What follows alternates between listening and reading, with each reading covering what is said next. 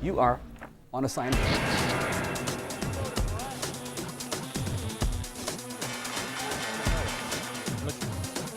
Now, a behind-the-scenes look. Hello, I'm Imran Siddiqui here with Alex Butterwell, and this is Voice of America's On Assignment, bringing you the stories behind the stories. First up, fight or flight. Syrians escape to Jordan. Our correspondent tells us how they're coping.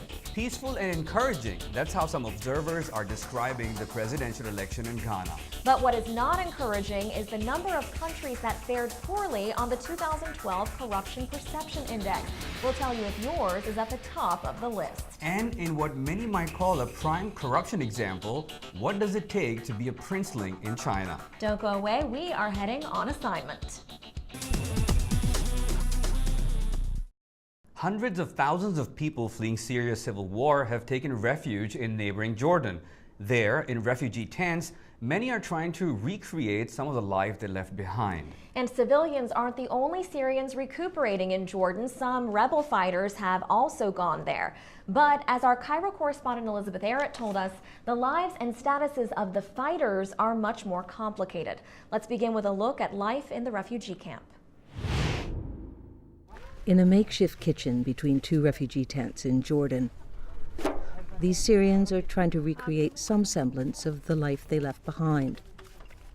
Ahmed is caring for the children of her extended family. It was very bad. They were shelling us with rockets and tanks and mortar shells. Failing to find safe haven in other parts of Syria, they ended up in the Zatari refugee camp. Here, children have a safe place to play, away from the bombing and firefights that have claimed an estimated 40,000 lives since early last year. But as winter approaches, the needs of Ahmed and her family grow.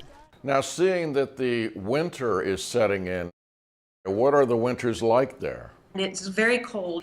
There's very, very little natural protection. Life is difficult, and each day we're asking for more things. We want different tents, caravans.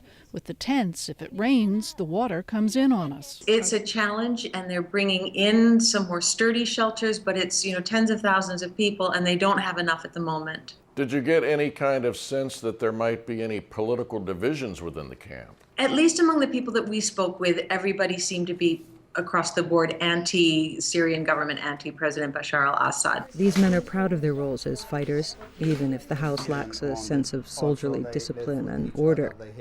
Unlike many of their counterparts at the camps, they're not waiting for President Assad to fall. They're trying to make it happen. Loai Ismail, who defected from the Syrian army to join the rebels, was wounded in a clash with his former comrades. I will return, God willing, once my injury heals, and I'll go back with the Free Army and resist the Assad army, the traitor, God willing. The Syrian fighters, they cannot get any refugee status. Why is that? The UNHCR wants to keep the refugees as a civilian program, or people who have renounced violence. It really is not a program to have people come and help them while they're recovering to go back to fight into a battle. That would really change the nature of their mission. At a private house, a group of Syrian men enjoy a respite from the conflict, eating and resting up. But these are not regular civilian refugees. They shot him in his leg, and he can't move and he can't walk. Most were wounded fighting the forces of President al-Assad.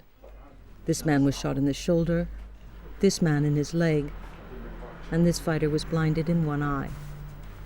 In this room, they live about 4 of the Syrian wounded. Yasser Awir runs this recovery house with help from private donors in Jordan, Saudi Arabia, and other Gulf countries. They are the wounded of Syria. They came last year and this year also. We have about 20 Syrian wounded. While many refugees, both inside and outside the camps, get help from the United Nations, these men are outside the system. The UNHCR's Andrew Harper. If we are aware that people have got a military past or may not, their claims may not necessarily be 100% civilian in nature, then we will be looking at their cases and not necessarily giving them the necessary refugee status or certification. At the house this day, a young boy plays, as best he can, He recalls the attack that wounded him. We were at home, then a missile hit, and my father became a martyr. He's getting treatment in Jordan, but some wounds may never heal.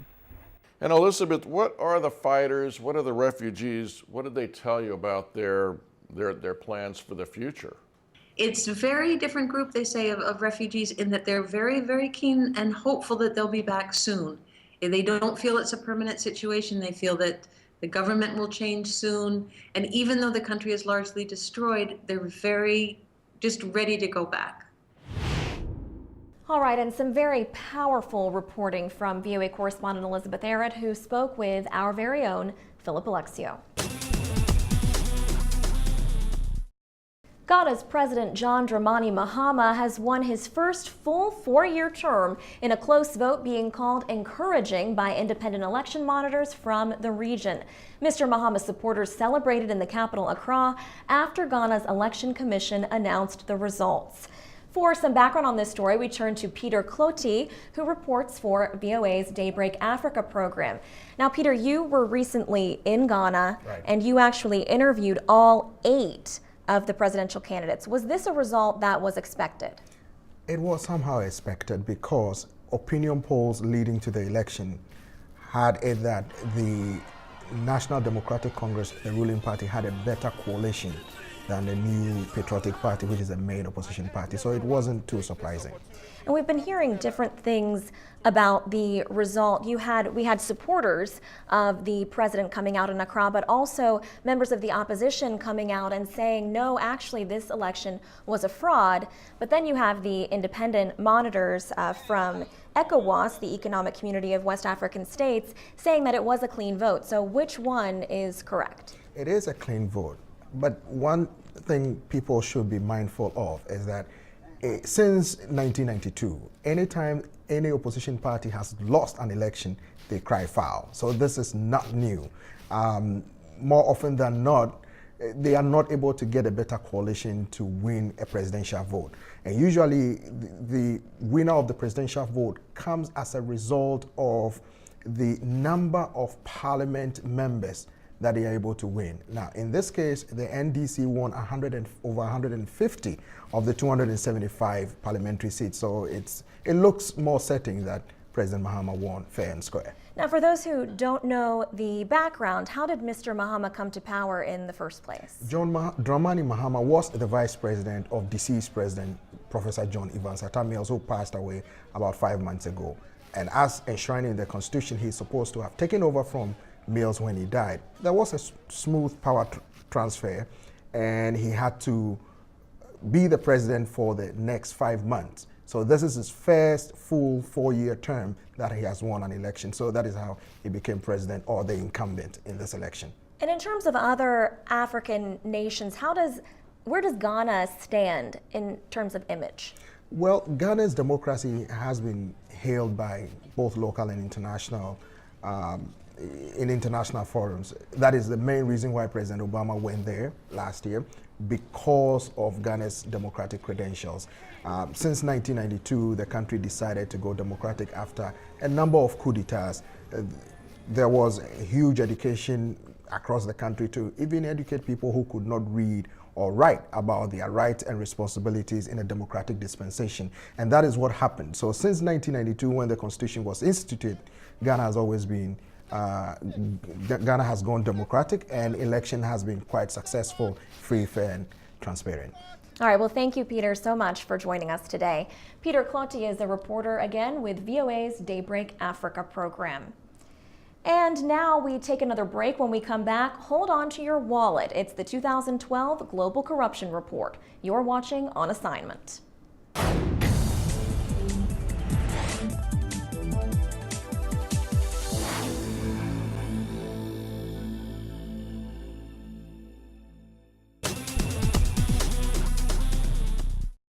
Anger over corruption can spark mass demonstrations and even topple governments, as we saw with the Arab Spring.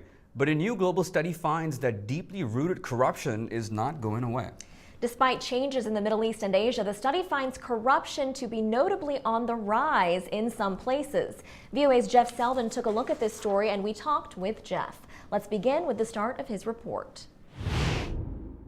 The anti-corruption watchdog group Transparency International's 2012 Corruption Perception Index graded 176 countries on a scale of 0 to 100, with 0 being the most corrupt. More than two-thirds, including Cambodia, rated as moderately to highly corrupt. Transparency International's Huguette Lebel. Those countries that are at the bottom are very often countries where human rights have been repressed, where you see civil conflicts, where you see failed states. So, Jeff, this Corruption Perceptions Index by Transparency International, what type of corruption are we talking about? Well, one of the most prevalent forms in a lot of the countries is something that some experts like to call bakshish, which, depending on who you talk to, it's a form of charity or it's really a payoff. You make this gesture like the Well, it's a payoff. Gesture, In some countries, it's, if somebody helps you out a little bit, you're obligated to help them out a little bit. And a lot of times with officials, it's in the form of money. Another day on the streets of Phnom Penh for Cambodian motorcycle taxi driver Chum Van. And another day spent worrying about corruption. Corruption in my country has been getting worse every year, more and more in all aspects. It's a problem in traffic accidents. Drivers who have money, the police will back them, and they consider the driver without money as the one at fault. In some ways, it's a bribe, and to get your kid into the right school or to get medical services, sometimes you have to pay a little bit extra, and if you don't come up with the money, then you don't get that service, or you're not able to sell your goods, or you don't get the protection you need for your shop, and next thing you know, you're the victim of a crime. What were some of the things that struck you that were mentioned, these forms of corruption that you're talking about, by the people that were featured in your piece? Well, corruption isn't anything new, but the thing that comes across is just the ongoing frustration when you talk to the real people. In many parts of the world, it is the small businesses that corruption hurts most. At this small clothing shop in Abuja, Nigeria, Ukudi Nawa says the situation makes her feel sick. It makes me spend more, and then most of the times the customers don't even get to understand. Like you charge and they're like, why are you charging so much? A frustration shared by many. There was one shop owner in Pakistan, and you see in his shop he had a wall of appliances and other products behind him, and he said, because of corruption, we're starving. The countries that traditionally score low on the Corruption Perceptions Index, they're always at the bottom. The countries that do well, they're always at the top. And in a lot of ways, what the index found and what the surveys found is that there hasn't been a lot of movement.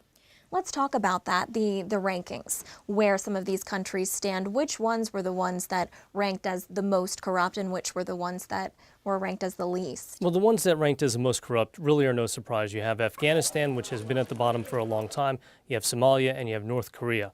Perhaps nowhere has the outcry about corruption been more visible than the Middle East, where millions took to the streets to topple regimes from Tunisia to Egypt to Libya. But while there have been changes at the top, little is changing on the ground.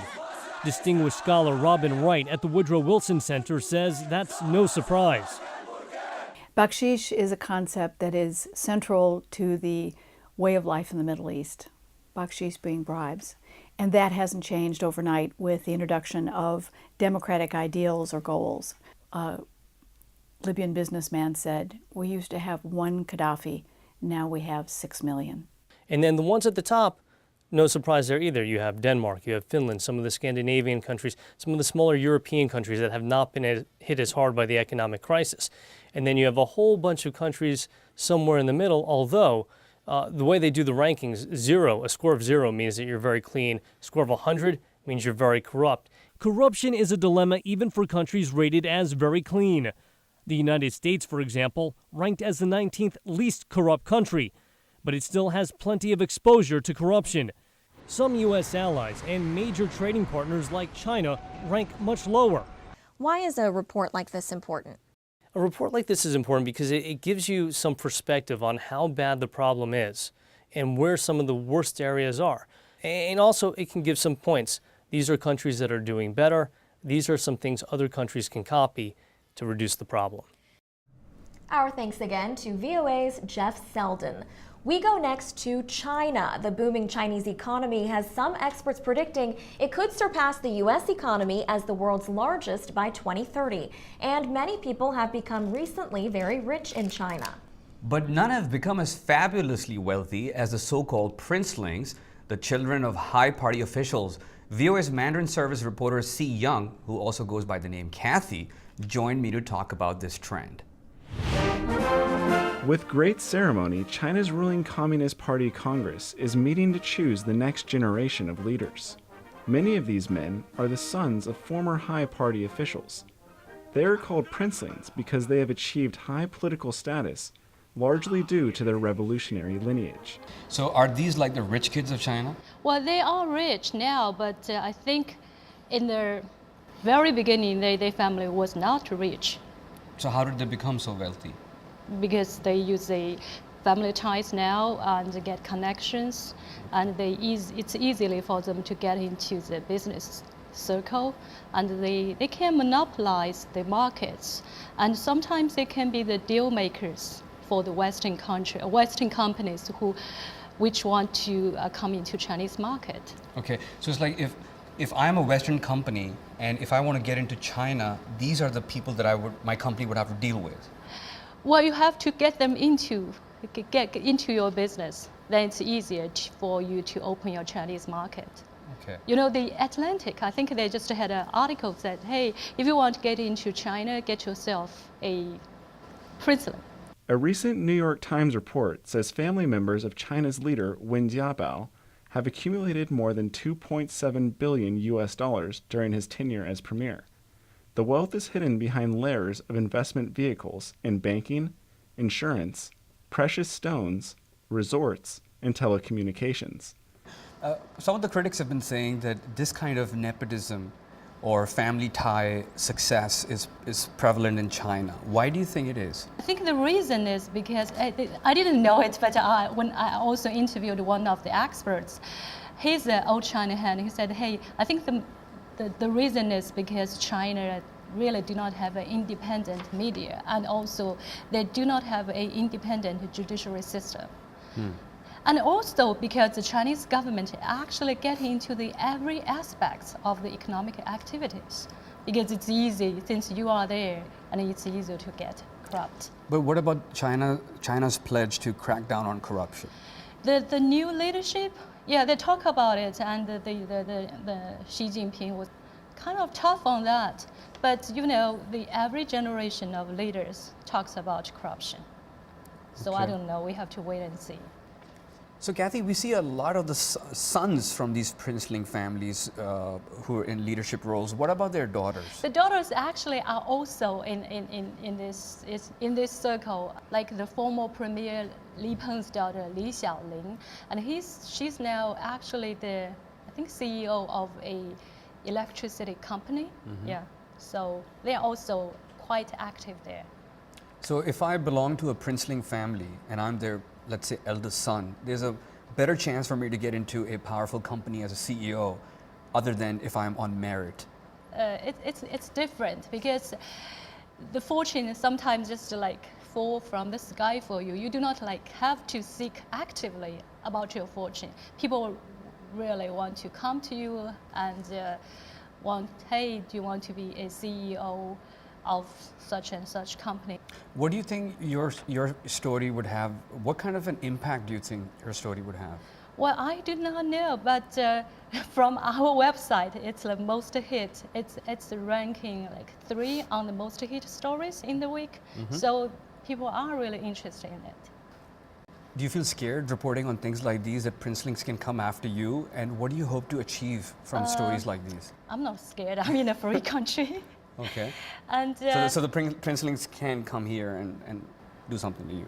Well, I do not think so. Okay. I think maybe I'm just too small a potato. I don't think they will come after me.